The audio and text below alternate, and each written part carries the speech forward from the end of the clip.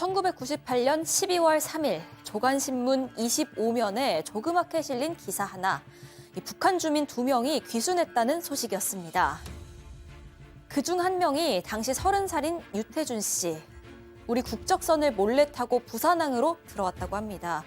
그런데 2년 반 뒤에 이 유태준 씨가 다시 한번 북한으로 또 넘어갔다는 사실이 알려졌습니다. 그러면서 총살당했다더라. 아니다, 살아있다. 북에서 기자회견도 했다. 아니다, 그것마저도 조작된 회견이었다. 이런 온갖 설들만 분분한 가운데 유태준 씨는 이듬해 다시 남한에서 호련히 모습을 드러냈습니다. 오늘 사건연구소는 한국판 빠삐용 유태준의 행적을 따라가 봅니다. 자, 오늘 사건 연구소는 뭐 살인 사건도 아니고요. 그런 뭐 좀 끔찍한 사건은 아닙니다. 그냥 좀 어떻게 보면 미스테리한 그런 내용이에요. 한국판 빠삐용 유태준. 하하. 대체 어떤 사람이었기에 남북을 왔다 갔다 했던 걸까요?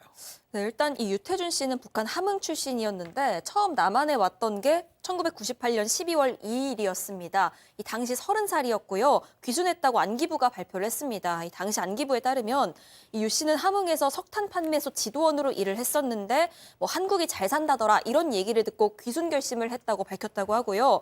제3국 그러니까 중국에서부터 우리 국적선에 몰래 타서 부산항을 통해서 입국한 걸로 알려졌습니다. 그 이후에 조사를 받았고요. 대구에 정착해서 살기 시작합니다. 자, 그렇게 잘 사는가 했는데 다시 월북을 했다. 참 여기서부터 좀 황당해지기 시작합니다. 일단 유 씨 소식이 다시 전해진 게 2001년 3월이었는데 일단 한국에 들어와서 한 1년 6개월 정도 지나서 2000년 6월에 중국으로 출국을 합니다. 6개월 동안 9개월이군요. 9개월 동안 행방불명 상태였어요. 근데 왜 갔느냐 중국에 자기 혼자 귀순을 해서 아내가 북한에 있었던 거예요. 그래서 아내를 데려와야겠다 이 생각을 하고 중국으로 갔다고 하는데 그 이후 이제 소식이 좀 끊겼었는데 몇 달 만에 유 씨가 이제 북한 당국에 체포가 됐다. 아이고야. 이런 소식이 전해졌습니다. 북한하고 중국 적경지대에서 북한에 사람을 보내서 이제 부인을 불러내서 만났는데 그게 북한에 포착이 돼서 그 현장에서 바로 체포가 됐다는 겁니다. 아니 한번 탈북한 사람이 다시 북한으로 가서 체포가 됐다 그러면 보통 아우지 아닙니까? 글쎄요, 이제 뭐 아우지를 갈 수도 있고 또 그쪽에서는 뭐 우리 그 대한민국에서 좋지 않는 그런 점들을 들춰내 가지고 이제 선전에 이용을 하는 그런 경우도 있는데 이 유 씨 같은 경우는 공개 총살을 당했다라고 하는 그런 어떤 소문이 돌기 시작을 했습니다. 그래서 북한에 끌려가고 난 이후에 탈북 전에 자신이 있었던 바로 한경남도 함흥에서 주민들이 지켜보는 가운데 아주 시범식으로 총살당했다 이런 소식이 들려왔다는 거죠. 그런데 당시 이제 유 씨가 우리 그 대한민국에 오고 난 이후에 몇 달이 안 돼서 중국에 있던 그 어머니하고 6살짜리 그 아들도 한국에 들어와 있었던 상황이었어요. 자기 아내만 빼고. 그래서 이제 아들의 총살 그 소식이 전해지니까 이 유 씨 어머니가 아들을 하늘에 바친 것으로 알고 슬픔을 사이겠다라고 얘기하면서 이것이 사실이 아니길 바랄 뿐이다라고 얘기를 했습니다. 자, 이게 참 그렇습니다. 어머니, 아들, 이복 동생 다 내려왔는데 내 와이프만 아내만 못 데리고 왔어요. 못 데리고 온 게 아니라 아내가 오기를 거부했던 겁니다. 왜냐하면 아내 집안이 대단한 집안이었어요. 이른바 국가안전보위부, 우리도 많이 들어서 알고 있는 거기에 간부의 딸이었고 그 집안은 북한의 금광을 총책임지고 있는 그런 집안이었다고 합니다. 그러니까 처가가 정말 어마어마한 집안이었고 사실은 유 씨 집안도 만만치 않았습니다. 이 유 씨의 어머니 같은 경우도 이 김책공대를 나온 엘리트였다라고 하고 아버지도 병사이긴 했지만 이 군 장성 출신이었다라는 거예요. 그러니까 지금 뭐 굳이 요즘 우리말로는 정말 집안이 좋은 금수저 집안이었는데 근데 왜 그 함흥에 가 있었냐면 체제 비판 발언을 해가지고 쫓겨난 거 집안이 한꺼번에 다 좌천을 당했던 겁니다. 그때부터 유 씨는 북한을 이제 따라야겠다는 생각을 했는데 아내는 또 자기 집안은 고스란히 남아 있으니까 반대를 했던 겁니다. 자, 그러면 정말 그 소문 돌았던 것처럼 총살을 당했어요? 함흥 거기서 막 다 사람들 지켜보는 가운데? 뭐 일단 한 언론이 그렇게 보도를 했는데 아니다, 확인 안 된 사실이다, 뭐 온갖 설들만 분분했습니다. 그런데 이런 가운데 2001년 6월에 평양 방송에서 이 유 씨의 기자회견 소식이 전해진 겁니다. 어. 이 회견에서 유 씨의 육성도 나왔습니다. 그런데 이런 얘기를 합니다. 나는 속아서 남한에 가게 됐던 거다. 늘 북으로 돌아오고 싶었는데 기회가 생겨서 입북을 한 거다. 뭐 이런 취지로 주장을 했습니다. 이게 라디오 방송이라서 목소리만 나왔는데요. 그렇다 보니까 또 설들이 분분해졌습니다. 그 한국에 유태준 씨 어머니가 남아 있었잖아요. 맞아요. 이 어머니는 아니다, 이거 내 아들 목소리가 아니다 라면서 의혹을 제기하기도 했는데 일단 당시 우리 정부는 분석을 해봤는데 이거 유태준 씨 목소리가 맞는 것으로 보인다. 북에 살아있는 걸로 잠정 결론 내리겠다라고 결론이 나왔습니다. 자, 어떻게 보면 저렇게 체제 선전에 동원돼서 일단 목숨은 뭐 건졌지만 저렇게 사는가 했는데 그 와중에 또 북한을 나왔어요. 네, 참 여기서부터가 이제 정말 황당한 상황인데 2002년 2월에 유태준이 다시 북에서 탈북을 했다라는 소식이 들려왔습니다. 그러니까 이제 아까 총살설은 당연히 거짓말이었던 거고 기자회견 한 것도 맞았어요. 네. 근데 이제 그 당시에 한국 언론에서 총살 얘기들이 나오니까 북한에서 이제 인권 문제 이런 것들도 있고 하니까 아니다. 안 죽었어. 우리 그런 적 없어. 그래서 또 멀끔해 보여야 되잖아요. 저게 지금 재탈북 후에 네, 기자회견인 후예요. 것 네, 같습니다. 맞아요. 그래서 일단은 원고를 잘 읽도록 훈련도 시키고 식사도 잘 줬다고 합니다. 그리고 이제 38년형을 선고받아요. 예? 38년형. 아, 그건 뭐 이제 끝이죠. 근데 그 과정에 또 탈옥을 합니다. 어떻게? 탈옥을 해서 압록강을 건너서 중국에 도착을 하면서 재탈북에 성공을 한 건데 당연히 또 압록강 넘어 탈북하면 공안이 가만두지 않잖아요. 그렇죠. 공안이 붙잡으니까 난 한국 국적을 가진 한국인이다 이렇게 주장을 해서 북송을 피하고 한국으로 강제 추방이 됐던 겁니다. 야, 98년 탈북 이후에 불과 4년 사이에 월북 재탈북을 반복했습니다. 이러니까 그래서 아까 한국판 빠삐용이라고 그랬구나. 그 다른 세터민들에 따르면 유 씨가 있었다라고 하는 그 평양의 보이부 감옥이라는 데가 담장이 3m래요.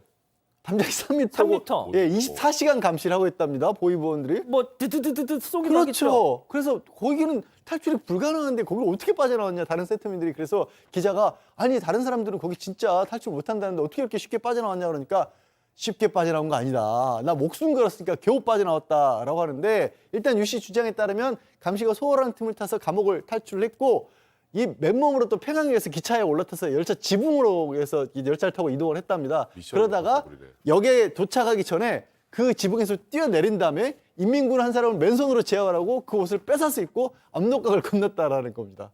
아 진짜 영화예요, 영화. 예. 아 이게 방금 우리 백성문 변호사님이 네. 미션 임파서블이라고. 네, 그러니까요.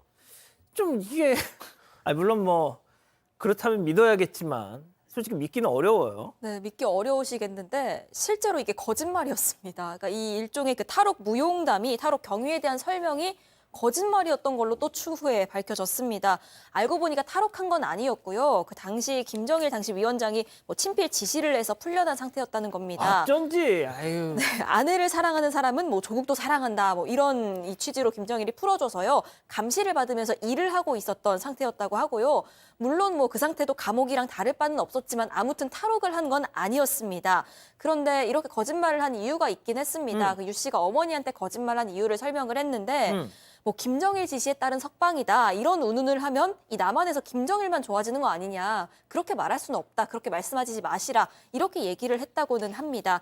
하지만 어쨌든 재탈북 경위에 대해서 거짓말을 한 거기 때문에 다시 한번 조사가 벌어지기도 했고요. 또 남북교류협력법 위반으로 징역 6개월 선고받기도 했습니다. 아 교수님 이거 진짜 조금 아리까리합니다 이거. 글쎄요. 이게 이제 38년 징역형을 받긴 했지만 일단 뭐 다시 한국에 와서 그 남아있는 가족들과 재회를 했다라고 하는 것은 상당히 그거는 뭐 다행스러운 일이긴 합니다.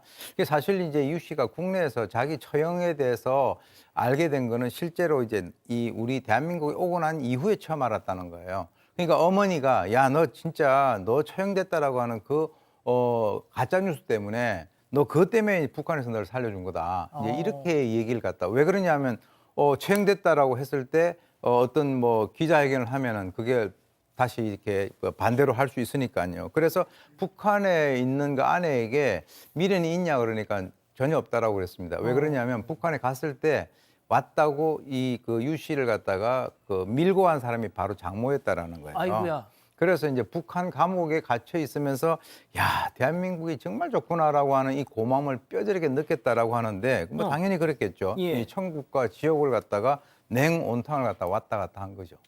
정말 자유 대한민국 이렇게 느꼈으면 그 뒤로 재탈북을 한 뒤로는 문제 없이 살았겠죠? 아닙니다. 우리 생각과 다르게 좀 그렇지 못했는데요. 갑자기 2004년에는 친애하는 경애하는 김정일 장군 품으로 돌아가겠다면서 피켓 시위를 합니다. 아이고야. 그러니까 망상장애가 좀 있었다고 해요. 그래서 당시에 아들이 9살이었는데 아들 아동학대 문제도 있었고 흉기 난동을 벌여가지고 징역 3년에 치료 감호 10호 처분을 받기도 했었고요. 그리고 지난 2017년 10월 19일 수배가 내려졌습니다. 저거 뭐야? 지금 저 지명수배가 내려진 거잖아요. 오. 정신병원을 탈출해서 전자발찌를 훼손하고 달아났던 겁니다. 세월의 흔적이 좀 느껴지네요. 당시 78일 만에 연고도 없는 인천에서 이제 권고가 됐는데 은신처에 나온 건 구명조끼, 오리발, 스노클링 마스크. 뭔가 다시 저걸 이용해서 북한으로 돌아가려고 했던 게 아닌가 싶은데 이렇게 얘기를 했다고 합니다. 북한에 있는 아내가 보고 싶다. 국정원이 나를 못 가게 한다 이런 주장을 했다고 하고 2019년에 또 미립북을 시도했고요. 그러다가 지난해 초에 또 다시 실형 선고를 받기도 했습니다. 아, 북한에 있을 때는 남조선 가고 싶고 남한에 와서 가지고는 또 북조선이 그립고. 아, 교수님 이게 뭘까요, 도대체? 뭔가 이제 그 안정적이지 않게 보입니다. 왜 그러냐면 지금은 뭐 작년 초에 또 실형 선고를 받긴 했지만 지금은 이제 그 자유의 몸으로 알려져 있고 아마 이제 그 이유 씨 같은 경우는 이 또 유튜브를 하는 것 같아요.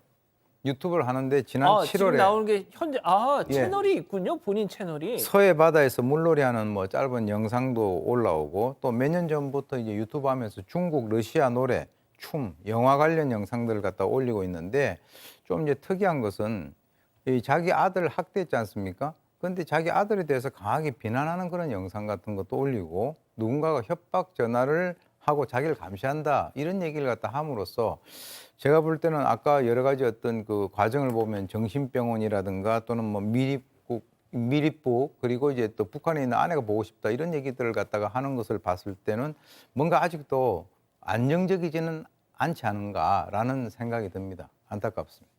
예, 아무튼 뭐 조금 정신적으로 조금 지금 안정을 빨리 되찾으셨으면 좋겠습니다.